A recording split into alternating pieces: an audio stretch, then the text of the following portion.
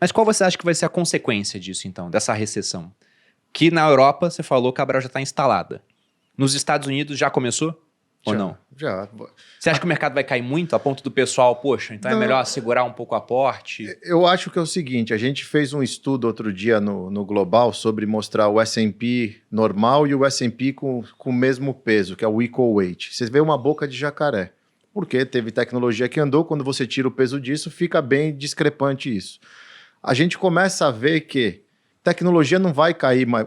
Vamos lá. A Malu, que é uma investidora, não trabalha no mercado, mas conhece o mercado e tanto escuta. Malu, hoje, na sua concepção, o que você acha que precisava acontecer no mundo para uma ação da Apple cair 10% num dia? Nossa, nem sei. Não sei, acho que não existe. Ninguém pensa nisso. Como que a Apple cai 10% num dia? Uma empresa de 3 trilhões de dólares com 120 bi de caixa. Como que ela cai 10%? Todo mundo na mesa usando eles. 68% de market share do iPhone. Vai lançar o 15, vai ser um baita termômetro aqui a 2 semanas. Mas assim, ninguém consegue visualizar uma Apple, uma Microsoft. Como ela cai 10%? Tá nem ideia também. Essas duas juntas já são 20% do S&P praticamente. A Tesla até teria chance, mas essas duas... É pezinho, né? Aconteceu um fenômeno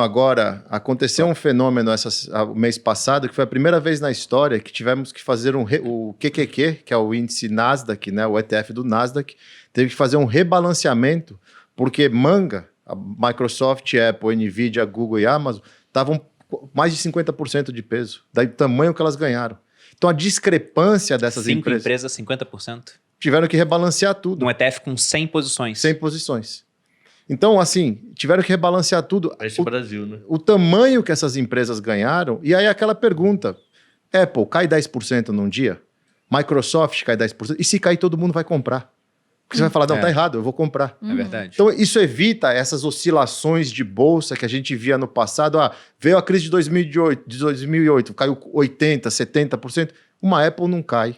Uma Microsoft não cai, uma Google não cai. Agora a Nvidia, todo mundo está falando que ela pode cair. Só ela tem a tecnologia da inteligência artificial. Só está crescendo. Uma empresa do tamanho da Nvidia, que veio de alguns bilhões, subiu 200%.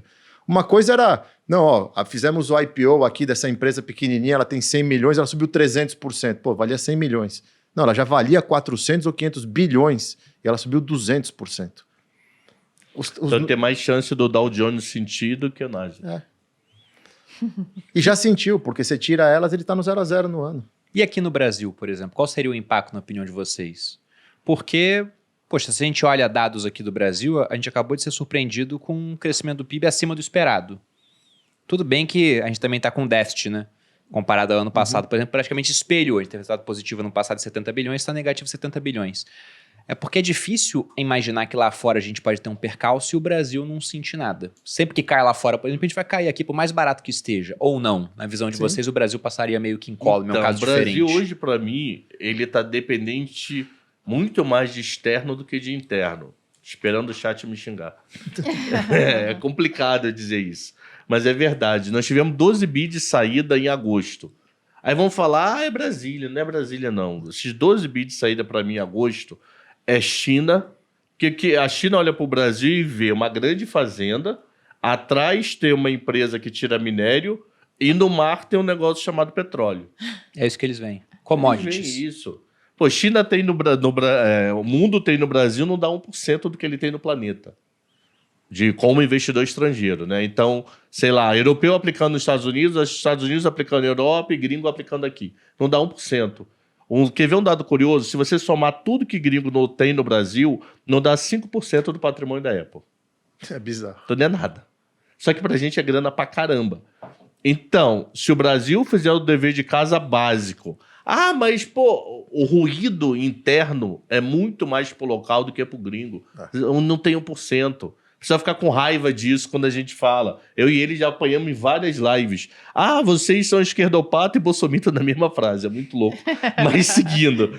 Porque dependendo da pessoa que me vê, ele me xinga de lado ou xinga de outro. Mas o dado para mim é o seguinte. Se China voltar, para mim, Bolsa Brasil não sente. Se a taxa de 10 anos dos Estados Unidos der uma aliviada, Bolsa do Brasil também vai sentir muito pouco ou pode até subir. Porque o fluxo de saída, você vê o fluxo de saída hoje. O fluxo de saída da Bolsa, ele não na sua totalidade saiu do Brasil. Como é que a gente vê isso? Pega o fluxo da B3 e do Banco Central e une as duas informações. Quando une, teve muito mais saída de Bolsa do que saída de câmbio. Então, quer dizer, teve Relocação. troca internamente de gringo saindo da nossa Bolsa, porque ele pensa que a nossa Bolsa é uma China com remendo, indo para nossos juros que subiu nessas últimas semanas. Então, se China conseguir provar que vai melhorar, que eu acho complicado. Hoje, Arábia Saudita e Rússia já cortaram o barril de petróleo até dezembro. O Brent estava batendo $90 agora de manhã. Então, isso, teoricamente, pode ser ruim para o mundo, que vai acabar sendo ruim para a China. Mas se a China conseguir, por algum motivo, melhorar, e em paralelo a isso, os juros de 10 anos dos Estados Unidos cair, eu não consigo ver crise no Brasil por causa de interno, não. Tá? Mas você acha que China melhora? Você falou que é Então, difícil. China, para mim, hoje é uma incógnita. Por quê? Eles estão colocando estímulo, mas não está gerando consumo. Isso que está assustando.